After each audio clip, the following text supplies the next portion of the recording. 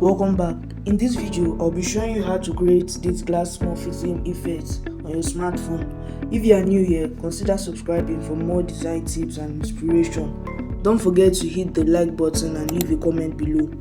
And to my returning viewers, thank you so much for your continued support. Now let's head straight to PixelLab to get started. Okay, this is PixelLab. The first thing I'll be doing is to delete the default text, and I'll be adding the image I'll be using for this particular design. So I'll go to my gallery to add the image. Okay, I'll be making use of this image for this particular effect. Okay, after adding the image, I'll be saving it to my gallery. So I'll click on save as image and change it to ultra, and I'll be saving it to gallery. Okay, after I've done that, I'll be introducing a square shape into the design. So I'm just going to adjust it, and I will head over to the relative position to align it at the center. And after that, I'll be downloading this shape in a transparent background. So I'll change the background to transparent, and I'll be saving it to my gallery. So I'll save as image, and I'll change this to default ultra.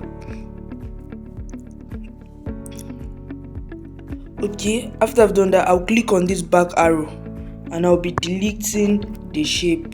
So I'll click here and delete. Okay, now I'll be heading straight to PicsArt for the other part of the design. This is PicsArt, so we'll click on allow to send notification. I'll click on this plus button, and after that I will be selecting this image we saved, this first one. We'll click on it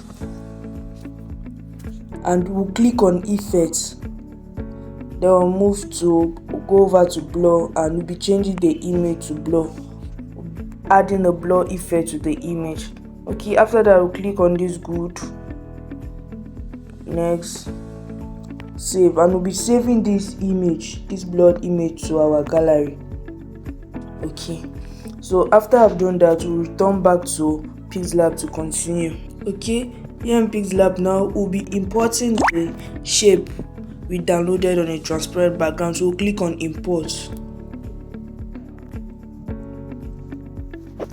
and we'll select the shape. Okay, now don't use your hand to adjust the design, rather the shape, rather go over to your relative size and increase the width to 100. Then after that, you go over to texture and you'll be adding the blurred image as your texture. Okay, so after doing that, we'll click on emboss. We'll be enabling emboss for this effect. After clicking on emboss, we'll go over to inner shadow. We'll enable inner shadow. We'll be increasing the radius to 25, and we'll offset X like this. Okay, we'll change the color to white and we'll reduce it like this. Okay, we'll be doing the same for Y, so offset Y in this manner. Then finally we'll go over to stroke. We'll enable stroke and we'll be reducing it to 1. Okay, then now I'll be going over to the text tool to add the text to the design. So just quickly write something.